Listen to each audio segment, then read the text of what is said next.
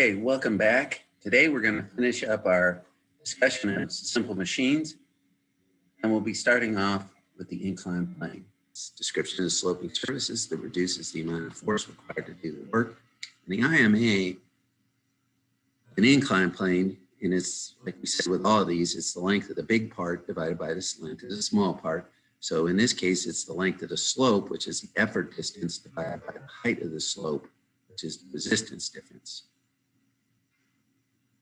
So we're going to take a look at this short clip on simple machines. Another kind of simple machine. Let's return to the playground. This slide is a type of simple machine called an inclined plane. An inclined plane is a slanting surface. This slanting surface makes it easier to move things to a higher place. As with other simple machines, an inclined plane helps people do work. For example, it takes a lot of force to lift this box up to the back of this truck. This is the work that's going to get accomplished, no matter what happens, whether he lifts it up and puts it in the van, or if he uses the ramp, it's the same net result. The result is the box ends up in the back of the van. Is there a better way? Using a ramp gives you... So instead of just lifting this short distance, which is the height of the ramp, by sliding it over the longer distance, he gets mechanical advantage. To an inclined plane. It allows you to use less force to move the box into the truck than by simply lifting it. Here are two inclined planes. They both have the same height, but one is much longer than the other. If you pushed a weight up both planes, which inclined plane would require less force? Well, let's look at the short inclined plane first. Let's say the sloping surface of the inclined plane is 10 meters long. Let's say also that it takes 100 newtons of force to push the weight up this 10-meter inclined plane. Now let's look at the other inclined plane. This time, suppose the sloping surface of the inclined plane is twice as long, 20 meters. To push a load up this plane would take only half as much force, 50 newtons. The longer the distance, the less force it takes to move something up an inclined plane.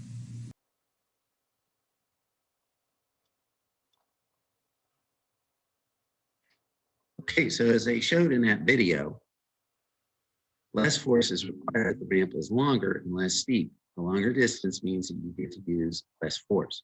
So in the example that we just saw in that video, okay, when the inclined plane was short, it took 100 newtons of force. And when the inclined plane is twice as long, it took half as much. Okay, so IMA is the length of the slope divided by the length of the height. So let's look at how that worked out in a little bit more detail. Okay, so they showed us that the length of this slope was 10 meters, and the length of this slope was 20 meters. And let's say that this is 5 meters high, and the box weighs 200 newtons. So the same box weighs 200 newtons on the longer slope,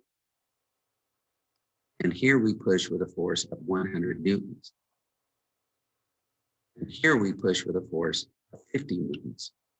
Okay, over here, our IMA is the length of the slope, which is 10 meters, divided by the height, which is 5 meters. 10 divided by 5 is 2. So it's going to multiply our force by 2. So we're able to move this 200 Newton box with a force of only 100 newtons. Over here, the length of the slope is 20 meters. The height is still the same 5 meters. So 20 divided by 5 is 4. So we're able to move the 200 Newton box with a force of just 50 meters, or 50 newtons. Okay, so over here, the example is 100 newtons, which is the force that we're inputting, times the mechanical advantage of 2 equals our output force of 200 newtons. So we're able to lift this 200 Newton box with half as much force because the ramp is going to multiply what we do by 2. Over in this case, we're able to push with a force of 50 newtons times the mechanical advantage of the ramp. That means we're able to lift a box that weighs 4 times as much. Okay? We're able to lift a 200 Newton box with only 50 Newtons of force. So if you want to think of this in pounds, you could push with 50 pounds of force and lift something that weighed 200 pounds and get it to where you have to go. Now the trade-off is, instead of just lifting it 5 meters, you have to push this greater distance of 20 meters. So again, like all machines, the inclined plane trades off distance for multiplication of force. We're going to take a look at this little video that I kind of go over again. Just a little review of inclined. Inclined plane. An inclined plane is a sloping surface that makes it easier to move objects to a higher or lower place. An example of an inclined plane is a ramp. Roads have ramps that help people drive their cars onto and off of a highway. You've even seen inclined planes at the playground. A slide is an inclined plane. Inclined planes can be very helpful when moving objects. Let's say we need to get a car from a high place to a lower place. The shortest direction would be straight down. One way is to lower the car with a lift. A lift requires a great amount of effort. However, by using an inclined plane, a car travels a longer distance, but less effort is needed to move it from a high place to a lower place. See the relationship between force and distance? By using an inclined plane to lower the car, we decrease the amount of effort or force he needed, but increase the distance the car moved. When we use the inclined plane, the same amount of work is done, but the work is easier to do. Okay, this next machine is very similar to an inclined plane. It's a screw, and actually the definition of a screw is an inclined plane wrapped around a post. And if you looked at that last video we looked at, where they had the car going down that ramp, it was actually a spiral ramp. So instead of just being a straight inclined plane, they'd actually wrap around. And that's really, on this picture of the screw here, you can see the inclined plane. And then it's kind of like, it's just wrapped around this post. So if you were to unravel all the threads, it'd be a long inclined plane from the top of the screw to the bottom. Okay, less force is used to drive into wood than a nail, since you have to spin it a longer distance. And we're going to take a look at this short video and then this one. Screw. A screw is a simple machine. Believe it or not, a screw is adapted from the inclined plane. If you follow the thread from the tip of the screw, you'll see an inclined plane constantly curving upwards around a shaft. A screw is a simple machine used to apply tremendous force with very little effort. People use screws every day. Screws are used to hold things together. Screws are used to open and close vices and clamps. And they're used in drill bits too. The screw is better at increasing force than other simple machines. That's why a screw is used in a car jack. Each time the screw makes a complete turn, it moves a load a certain distance along the screw. The distance depends on the amount of space between each overlap of the inclined plane. The distance between any two neighboring peaks is called the pitch. In order to lift the car with the car jack, you have to turn the screw many times. With the screw, it takes a little effort to lift the car over a long distance. Okay, so actually here they're using a wheel and an axle as well as the screw. Okay, so the screw itself is the axle and this handle is radius of the wheel. So he's getting mechanical advantage here. But then the length of the threads which is the inclined plane wrapped around the post, is also giving him additional mechanical advantage. Here's another example. Let's say you wanted to put these two pieces of wood together, and you can either use a nail or a screw. Using the nail would take more force. It would take less force to turn the screw. That's because a longer distance is covered when you turn the screw. Longer distances decrease the effort needed. Here's a problem for you. Suppose you had to bicycle to the top of a mountain. Obviously, going straight up the mountain would be impractical. No bike could go straight up the side of a mountain. So what could you do?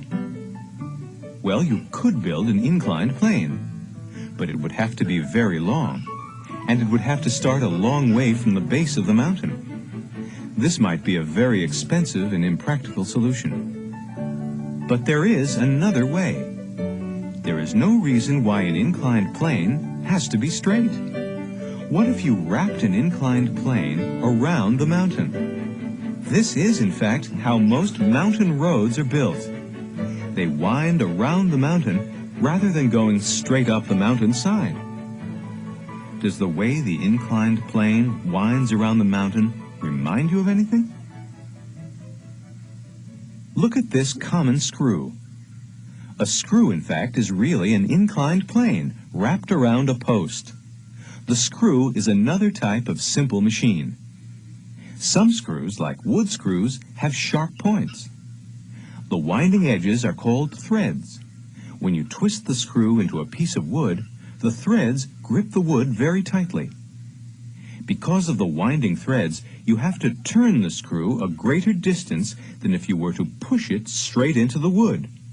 But turning it this way takes less force. Screws are useful in many ways. They can be used to move or lift things. This man is using a jack to lift his car.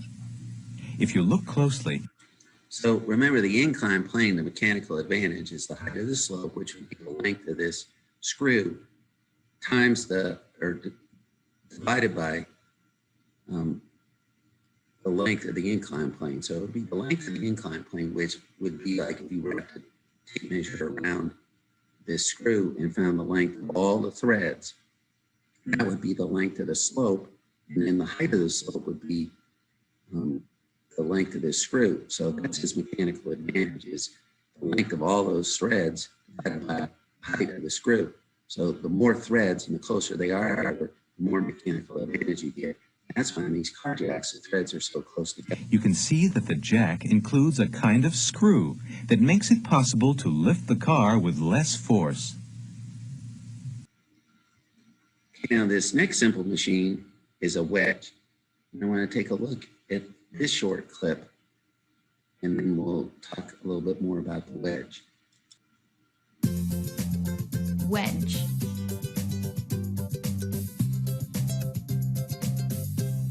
A wedge is really an inclined plane that is used as a tool. Wedges are used to raise objects, like when you jam a door wedge under a door. It raises the door just enough and exerts a strong force against it. Wedges are also used to split objects apart. An axe is a wedge attached to a handle. Almost all cutting machines use wedges, like a saw or a knife. The nail uses a wedge too. A wedge is a simple machine used to raise objects or split an object apart. Because they're machines, wedges need force to make them work. How much force you need depends on the angle between the surfaces of the wedge. Let's say you're putting tent stakes into the ground. You have two to choose from. The orange plastic stake has a larger angle between the surfaces. The metal stake has a smaller angle. What stake do you think will need more force to drive into the ground? Well, let's see. If you were to try to put the plastic stake into the ground with your hands, you probably wouldn't be able to apply enough force. You may need a hammer to help. Putting the metal stake into the ground is easier because it requires less force. So the smaller the angle of the wedge surface, the less effort and force you need to make wedges work. Okay, so one of the definitions of an inclined plane, a wedge, is it's an inclined plane that moves. So like all those cutting tools, the inclined plane itself actually moves through the thing. Okay, and it increases the distance, which is the length of the wedge, just like the inclined plane. So it's the length of the slope divided by the height. This means it takes less force, like a sharp knife versus a dull knife, less force with a sharp knife, but a greater distance. Like the screw, the wedge is another variation of the inclined plane. In fact, you could think of a wedge as being two inclined planes put back to back. Wedges are used to push things apart. When you push on the wide part of the wedge, the force will push the narrow edge into something, pushing it apart. Wedges have many uses. They can help split a log. Whenever you cut something, you're using a wedge. Knives are wedges with thin, sharp edges. The tip of a nail is a wedge. The wedge shape makes it easier to drive the nail into a piece of wood. We even have wedges inside our mouths. Your teeth are wedges that make it possible to chew an apple. Levers, wheels and axles, pulleys, inclined planes, screws, and wedges. Okay, so when we looked at all the simple machines, as we've gone through all 6 of them, all of them can be grouped into either some kind of lever or some kind of inclined plane. So the ones that are levers are modified levers. Obviously, a lever is a lever. Pulley, we said, was a modified first-class lever. And the wheel and axle, they showed us how the axle, the spoke was like the fulcrum, and the spokes were like the parts of the lever. So wheel and axle was a modified lever. The inclined plane is an inclined plane. A screw is an inclined plane wrapped around a post, and a wedge is an inclined plane that moves. So when we think about these things, all of them are some kind of either some kind of lever or some kind of inclined plane. And then most of the machines we use are not just purely simple machines. They're called compound machines, which is a combination of 2 or more simple machines put together.